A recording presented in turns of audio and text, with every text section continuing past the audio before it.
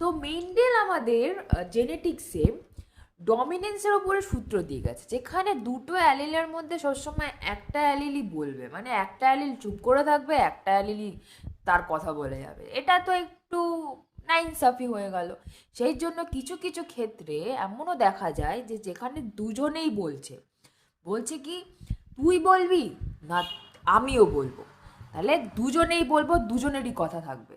একটা ম্যারেজে মনে করো হাজব্যান্ড চুপচাপ রয়েছে, ওয়াইফ বলে যাচ্ছে, ঠিক আছে, এটা কিছু নাইনসাফি নয়, আমিও জানি, আমি মেয়ে তো, তো যাই হোক।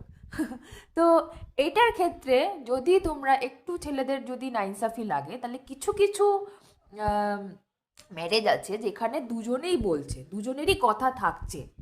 এবার কিছু কিছু জেনেটিক্সে এক্সাম্পল রয়েছে যেখানে দুটো অ্যালিলই বলছে, দুটো অ্যালিলই নিজেদের ক্যারেক্টারকে স্বাধীনভাবে প্রকাশ করছে।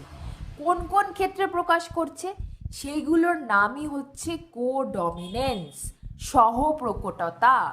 তাহলে এইগুলো কেন হচ্ছে, কিসের জন্য হচ্ছে, আমি একটা পারফেক্ট কমপ্লিট ভিডিও আমার চ্যানেলে আপলোড করে দিয়েছি, তোমরা চাইলে দেখতে পারো।